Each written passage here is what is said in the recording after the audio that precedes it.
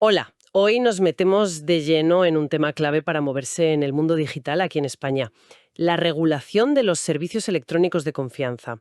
Tenemos unos extractos de la ley que lo articula todo y la idea es, bueno, sacar lo esencial para entender cómo funciona eso de la confianza online.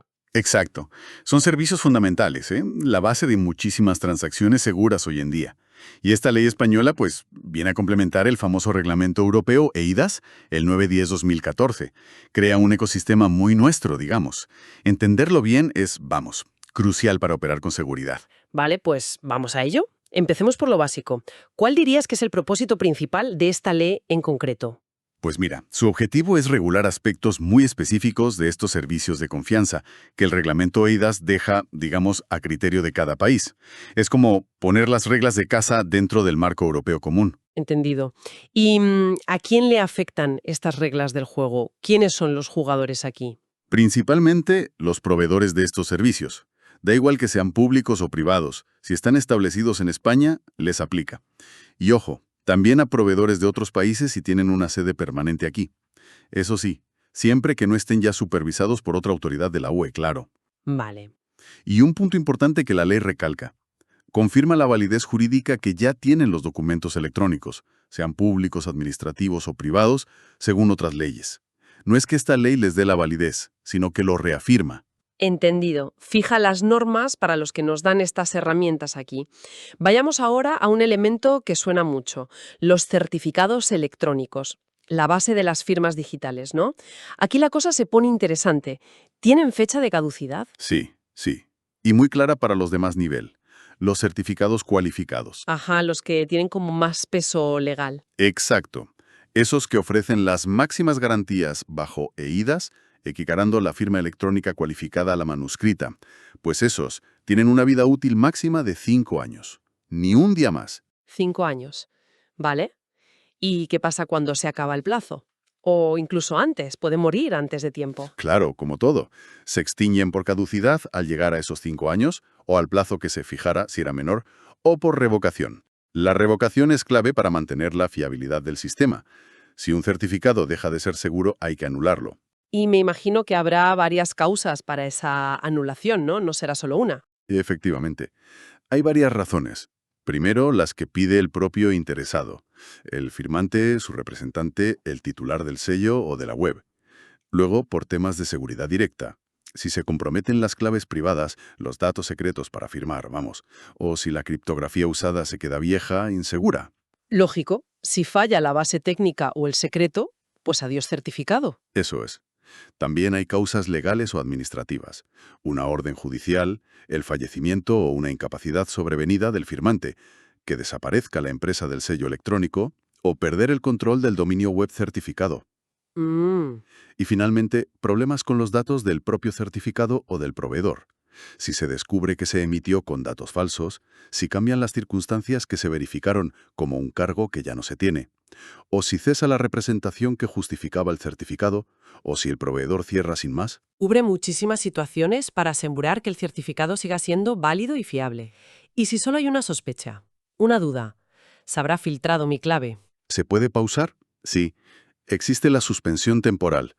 Se puede pedir por motivos parecidos a la revocación, petición del titular, orden judicial, dudas sobre la seguridad. Pero ojo, la suspensión solo se puede hacer si el proveedor lo ha previsto en sus propias reglas, en sus declaraciones de prácticas de certificación. Ah, o sea que no es automático. Depende de las condiciones del servicio que tengas. Justo. Y es temporal. Si la causa de la suspensión no se arregla en el plazo que diga el proveedor, el certificado se extingue. Caput. No puede quedarse ahí congelado para siempre. Esto es importante, ¿eh? Hay que actuar rápido si uno sospecha algo de sus claves. Queda muy claro el ciclo de vida. Pero claro, estos certificados no nacen solos. Hablemos de los que los emiten, los prestadores. ¿Qué les exige la ley? Pues tienen obligaciones importantes. En general, deben ser transparentes, publicar información clara sobre sus servicios. Y un punto que me parece fundamental para el usuario. Tienen prohibidísimo almacenar o copiar las claves privadas de los usuarios, las de firma, sello o autenticación web. Esas son del usuario y punto. Espera, pero a veces parece que sí las guardan, ¿no? Hay servicios de firma en la nube. Ahí has dado en el clavo. Hay una excepción muy importante, cuando el proveedor gestiona esas claves en nombre del titular.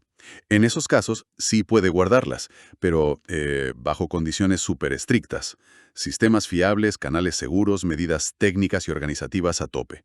Todo para asegurar que ese entorno esté bajo el control exclusivo del titular. Y protegerlas contra todo: alteración, destrucción, acceso no autorizado, y que estén siempre disponibles, claro. Y por supuesto, todos los que emiten certificados tienen que tener un servicio público para consultar si un certificado está vivo o revocado. Cualquiera debe poder comprobarlo. Esencial para poder fiarse de una firma que te llega. Ahora, los proveedores cualificados, esos que juegan en la primera división de la confianza digital, a ellos se les pide todavía más. Definitivamente. Ser cualificado conlleva más responsabilidades, y bastante serias. Por ejemplo, tienen que guardar toda la información de los servicios cualificados que han prestado. Durante 15 años. 15 años. Madre mía, eso es muchísimo tiempo. ¿Por qué tanto? Pues principalmente para asegurar que haya pruebas disponibles a muy largo plazo si surgen disputas legales o peticiones de la administración años después. Es interesante ver cómo se busca ese equilibrio entre la seguridad jurídica futura y, bueno, la protección de datos y el coste de guardar todo eso tanto tiempo. Aquí la ley apuesta fuerte por la prueba. Y un detalle: si emiten certificados cualificados para empresas, sellos, web, tienen que registrar qué persona física concreta lo recibió, para poder identificarla si hace falta en un juicio. Para que siempre haya un responsable identificable detrás de la actuación de la empresa. Entiendo. ¿Qué más se les pide a estos proveedores top? Un respaldo económico potente. Tienen que contratar un seguro de responsabilidad civil mínimo, 1,5 millones de euros, Uf, para cubrir posibles daños si meten la pata. Salvo el sector público, ellos no necesitan este seguro, si actúan como prestadores cualificados.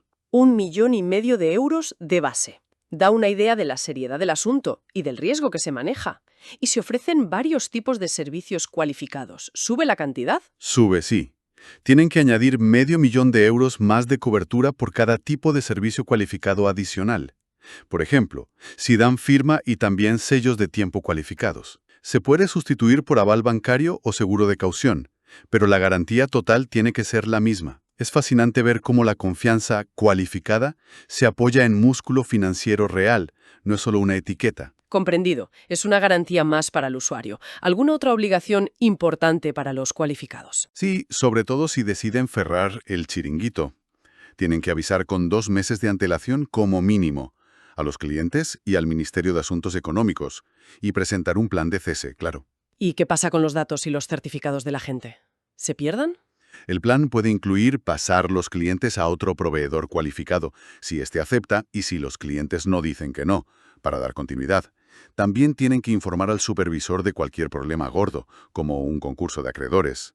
Y bueno, para seguir siendo cualificados, auditorías periódicas y enviar los informes al ministerio. Si no cumplen, adiós cualificación. Queda claro que ser cualificado no es un paseo, exige mucho rigor, y esto nos lleva a la responsabilidad. Si algo va mal, ¿quién paga los platos rotos? ¿Cuándo responde el proveedor y cuándo no? Pues como regla general, el proveedor responde por los daños que cause si incumple sus obligaciones, las suyas o las de quien delegue, como para verificar la identidad. La responsabilidad final es del que emite el certificado. Parece lógico. Pero hay peros.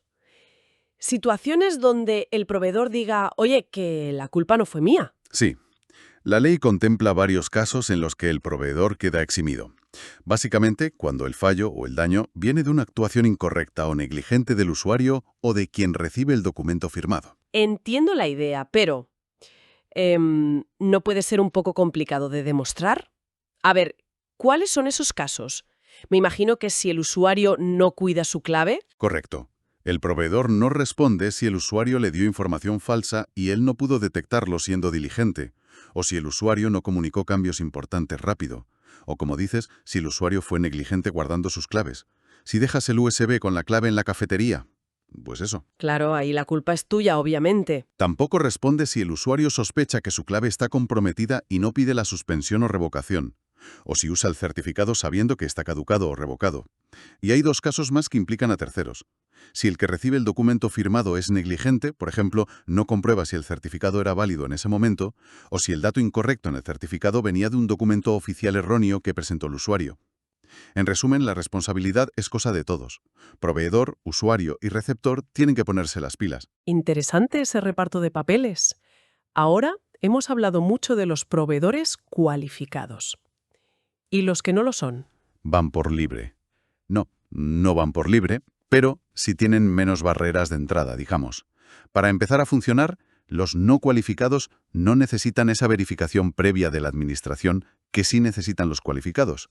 Pueden empezar a ofrecer sus servicios. Suena más fácil, ¿sí? ¿Tienen alguna obligación? Sí, una clave. Comunicar al ministerio que han empezado, en un plazo de 3 meses. Y también cualquier cambio en sus datos y si cesan la actividad, en el mismo plazo.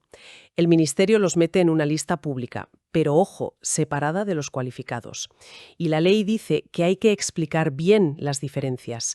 Es importante para que la gente sepa qué nivel de garantía esperar de cada uno. A lo mejor para ciertos usos internos basta con uno no cualificado. Transparencia para elegir, perfecto.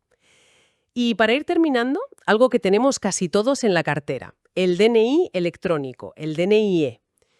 ¿Dónde encaja esto? El DNIe tiene un papel protagonista reconocido así por la ley.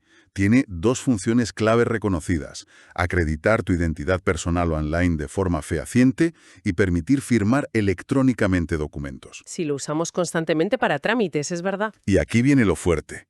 La ley obliga a todo el mundo, personas y entidades públicas y privadas, a reconocer la eficacia del DNIe para esas 2 cosas.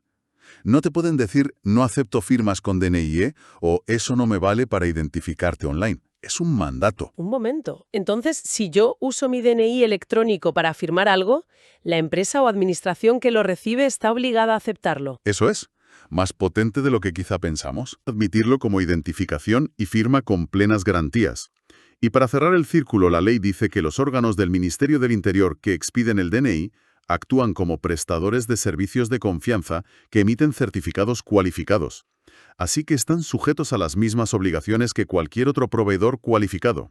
Seguridad, responsabilidad, todo eso que hemos comentado. Vemos cómo una herramienta básica de identidad se integra perfectamente en este sistema de confianza regulado. Bueno, pues haciendo un poco de resumen, hemos visto los puntos clave de esta ley española. Queda claro que ordena bastante el panorama de la confianza electrónica. Define quién es quién, cómo funcionan los certificados, su vida, su muerte, incluso su pausa, y detalla obligaciones y responsabilidades importantes. Y no solo para los proveedores, con esas diferencias entre cualificados y no cualificados y los seguros millonarios, sino también para nosotros, los usuarios, y para los que reciben los documentos. Y el DNIe como pieza central. El objetivo final parece claro: crear un entorno digital donde podamos fiarnos. Exactamente. Es un andamiaje legal para construir esa confianza que es indispensable para la economía digital y para la sociedad en general. Y si tuviéramos que dejar una idea final para darle vueltas, ahora que entendemos mejor este reparto de responsabilidades, que no solo el proveedor tiene deberes, sino que el usuario tiene que cuidar sus claves y el receptor tiene que verificar, ¿cómo podría esto llevarnos como personas y como empresas a ser más cuidadosos en nuestro día a día digital? Quizás pararnos a pensar si gestionamos bien nuestras identidades, si protegemos las claves como deberíamos, o si comprobamos siempre la validez de las firmas que nos llegan. Ser conscientes de estas reglas podría ser el primer paso para minimizar nuestros propios riesgos dentro de este sistema. Una pregunta para seguir pensando.